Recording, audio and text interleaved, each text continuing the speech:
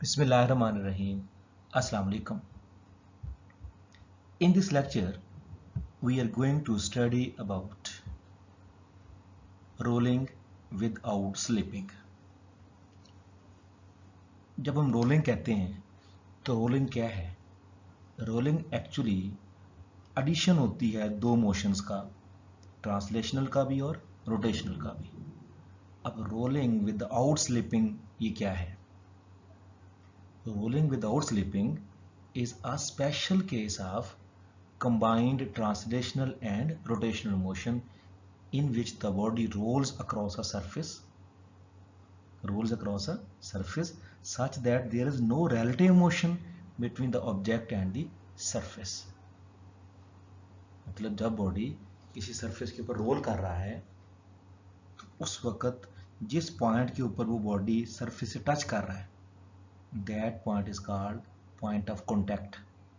एक व्हील है, जब व्हील मूव करता है तो व्हील ज़मीन से टकराता है, तो जिस जगह से टकरा रहा है वो हमारा है पॉइंट ऑफ कॉन्टैक्ट. अगर पॉइंट ऑफ कॉन्टैक्ट में और उस बॉडी में, उस व्हील में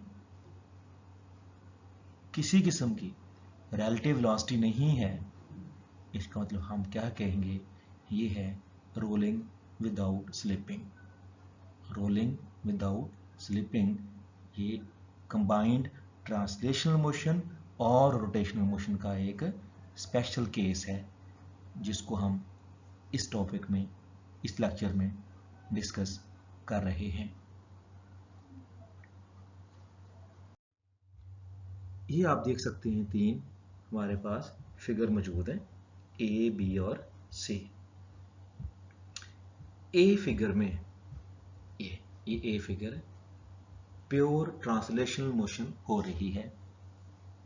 ये एक बॉडी लिया गया, एक व्हील है सपोज.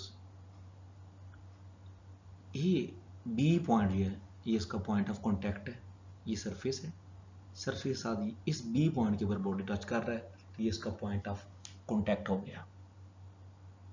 ठीक, ये पॉइंट जो है ये इसका सेंटर ऑफ मास है और ये टी एनीवेयर हमने व्हील के ऊपर को पॉइंट ले लिया. टी कोई पॉइंट है, ये कहीं भी लिया जा सकता है. ठीक, अब जितनी वेलोसिटी सेंटर ऑफ मास की है उतनी वेलोसिटी किसी भी पार्टिकल की या किसी भी पॉइंट की है इस व्हील के ऊपर. जहां मर्जी ले लें, यहाँ पे ले लें, यहाँ पे ले लें, यहाँ मर्जी ले लें, वो वेलोसिटी भी VCM होगी. ठीक, ये है pure translational motion. Figure A में प्योर ट्रांसलेशनल मोशन है जिसमें बॉडी आगे की तरफ मूव कर रहा है और जितनी वेलोसिटी सेंटर ऑफ मास की है VCM है उतनी हर पार्टिकल की है इस बॉडी के ऊपर, उसे हम VCM कहेंगे. फिगर बी में बॉडी रोटेट कर रहा है. अब इसमें बॉडी सर्कल के अंदर मूव कर रहा है, pure rotational motion. Figure B pure rotational motion है. अब सेंटर ऑफ मास जो है वो फिक्स है अपनी जगह पे, वो मूव नहीं कर रहा. अब सेंटर ऑफ मास की वेलोसिटी नहीं होगी, बल्कि इस व्हील के ऊपर हर जगह के ऊपर जो वेलोसिटी होगी ओमेगा आर. हम जानते हैं V इक्वल ओमेगा आर होता है, tangential velocity V equal omega R होती है. तो वो टी पॉइंट के ऊपर यहाँ भी, यहाँ पे ले रहे तो ऐसे ऊपर तरफ होगी, यहाँ पे ऐसे टेंजेंशियल वेलोसिटी होगी.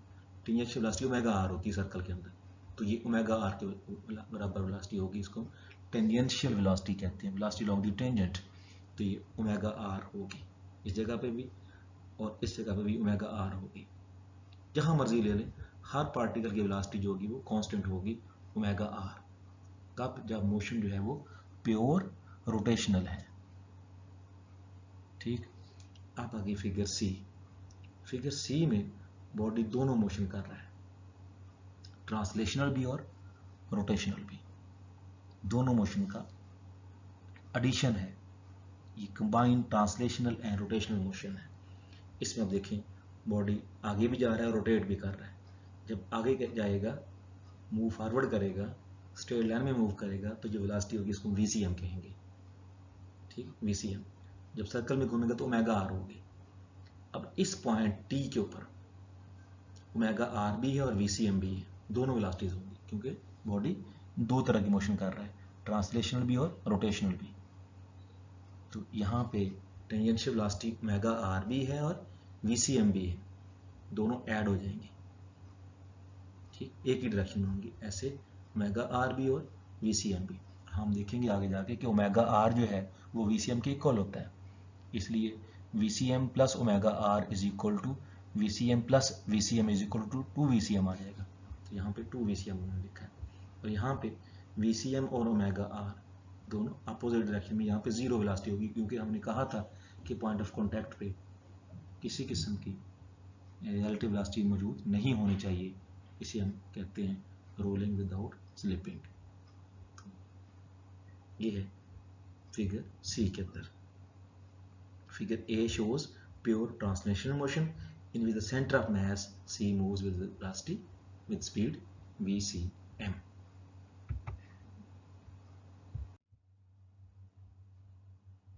Figure B shows pure rotational motion in which all points move with same angular velocity omega. वो center of mass के तमाम जो points होंगे वो move कर रहे होंगे। फिगर सी क्या बता रही है? shows superposition of pure translational motion and rotational motion, और हम कहेंगे और combined translational and rotational motion की एग्जांपल है figure C. When two motions are superposed, mean translational भी है और रोटेशनल भी है, the bottom B of the wheel will have speed. तो बॉटम जिसको हमने पॉइंट ऑफ कॉन्टैक्ट कहा था, उसकी वेलोसिटी हो सकती है क्या? VCM minus omega R. VCM minus omega R ये रिलेटिव वेलोसिटी है, may be point of contact की वेलोसिटी हो वीसीएम माइनस ओमेगा आर, लेकिन अगर VCM minus omega R is equal to 0, मतलब जो सेंटर ऑफ मास की वेलोसिटी है और एंगुलर वेलोसिटी दोनों इक्वल हो जाए, डिफरेंस कितना आएगा? 0, ठीक है। ये वीसीएम सेंटर ऑफ मास की वेलोसिटी है और ओमेगा आर उसकी रोटेशनल वेलोसिटी है, दोनों का डिफरेंस अगर 0 हो तो हम क्या कहेंगे? The point of contact will be at rest. उस वक्त पॉइंट ऑफ कॉन्टैक्ट रेस्ट में होगा, मूव नहीं कर रहा होगा, और ये होगी rolling without slipping, and linear speed of the top T of wheel is exactly twice that of centre of mass. क्यों? क्योंकि नीचे की तरफ जो हमने कहा जो वेलोसिटी होगी ना, वो होगी वीसीएम माइनस ओमेगा आर, और ये रोलिंग विदाउट स्लिपिंग में ये 0 होगी, लेकिन जो अपर पॉइंट के ऊपर होगा, जो हमारा व्हील होगा उसके टॉप के ऊपर जो वेलोसिटी होगी, वो वहाँ पे ट्रांसलेशनल भी है और रोटेशनल भी है, दोनों वेलोसिटीज एक ही डायरेक्शन में होंगी, ऐड हो जाएंगी, वीसीएम प्लस ओमेगा आर आ जाएगा। और जब वीसीएम प्लस ओमेगा आर होगा तो उस वक्त हम फिर ये बात कहेंगे कि जो वीसीआर और ओमेगा आर दोनों इक्वल होंगे, तो ओमेगा आर को हम वीसीएम पुट कर सकते हैं। सो क्या हमारे पास आंसर आ जाएगा? हमारे पास आंसर आ जाएगा 2 वीसीएम, क्योंकि वीसीएम प्लस ओमेगा आर ये अपर साइड के ऊपर होगा, और जो ओमेगा आर होगा वो वीसीएम के इक्वल है, इसलिए हम कहेंगे वीसीएम प्लस वीसीएम 2 वीसीएम। इसी फिगर सी में हमने अपर पॉइंट के ऊपर कहा था कि जो वेलोसिटी है वो क्या है? वो 2 वीसीएम थी, और 2 वीसीएम इसी वजह से थी कि वहाँ पे हमने जो है वो ओमेगा आर और वीसीएम जो थी वो ऐड हो जाती हैं, क्योंकि अपर पॉइंट के ऊपर जब दोनों मोशन हो रही होती हैं, ट्रांसलेशनल भी होती है, रोटेशनल भी होती है, तो व्हील के अपर पॉइंट जिसको हम टी पॉइंट कहते हैं ना, तो टी पॉइंट के ऊपर जो है वो एंगुलर वेलोसिटी भी है, और जो ट्रांसलेशनल वेलोसिटी है वीसीएम वो भी मौजूद है, और दोनों जो है जब रिलेटिव वेलोसिटी की बात करेंगे तो दोनों अब एक ही डायरेक्शन में होगी तो ऐड हो जाएंगी। तो क्या हम लिखेंगे? VCM plus omega are.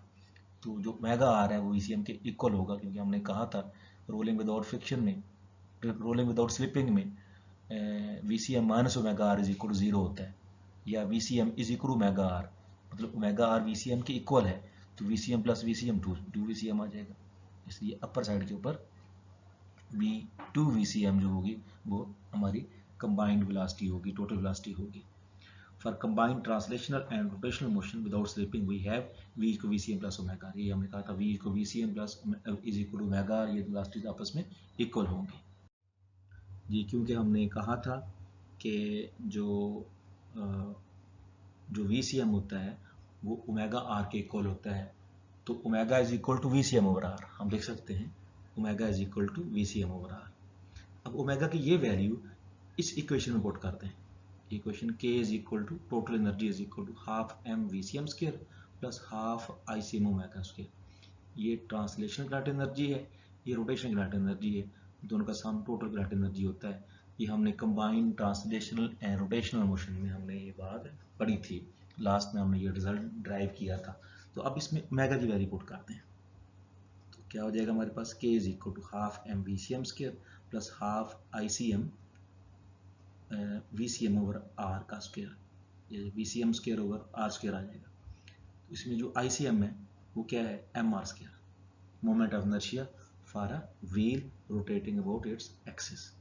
जब इसकी वैल्यू पुट कर देंगे MR स्क्वायर, तो हमारे पास देखें ये जो चीज़ बन गई है हाफ m VCM स्क्वायर, क्योंकि MR स्क्वायर जो है होगा तो वो R स्क्वायर से ये R का स्क्वायर कैंसिल हो जाएगा, हमारे पास आएगा हाफ m VCM स्क्वायर।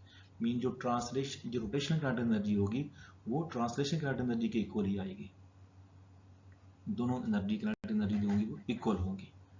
ठीक, इसे हम इक्वेशन नंबर A कह लेते हैं। इसी तरह अगर हम जो V है उसकी वैल्यू पुट कर दें omega R, half m VCM square में ओमेगा R पुट कर दें, तो वो बन जाएगा half m omega square R square plus half m omega square R square. दोनों रोटेशन किनेटिक एनर्जी के बराबर आ गई, टोटल एनर्जी रोटेशन के बराबर आ गई। We see that kinetic energy of combined rotational and translational motion has not two independent terms in the case of rolling without slipping. Rolling without slipping में दोनों kinetic energy अलग अलग नहीं है, मतलब दोनों सेम हो सकती हैं, या दोनों टोटल एनर्जी प्योर रोटेशनल के बराबर है, रोटेशनल किनेटिक एनर्जी के बराबर है। इस तरह हमने फिगर बी में देखें, इसमें टोटल एनर्जी दोनों जो है ये half m omega square R square ये प्योर जो है वो रोटेशनल किनेटिक एनर्जी के इक्वल है। और ए में हमने क्या देखा था, टोटल जो एनर्जी थी वो प्योर वो ट्रांसलेशनल किनेटिक एनर्जी के इक्वल थी। तो without slipping, rolling without slipping में जो टोटल एनर्जी है वो दोनों एनर्जी का सम नहीं है, बल्कि या प्योर ट्रांसलेशनल किनेटिक एनर्जी के बराबर है या प्योर रोटेशनल किनेटिक एनर्जी के इक्वल है। Moreover, we can completely determine kinetic energy either by translational speed, total speed या ट्रांसलेशनल स्पीड से या रोटेशनल स्पीड से। जिस तरह यहाँ पे रोटेशनल स्पीड से और फिगर ए में ट्रांसलेशनल स्पीड से आप टोटल एनर्जी जो है मालूम कर सकते हैं, किसमें, रोलिंग विदाउट स्लिपिंग में। दैट्स ऑल, अल्लाह हाफिज़।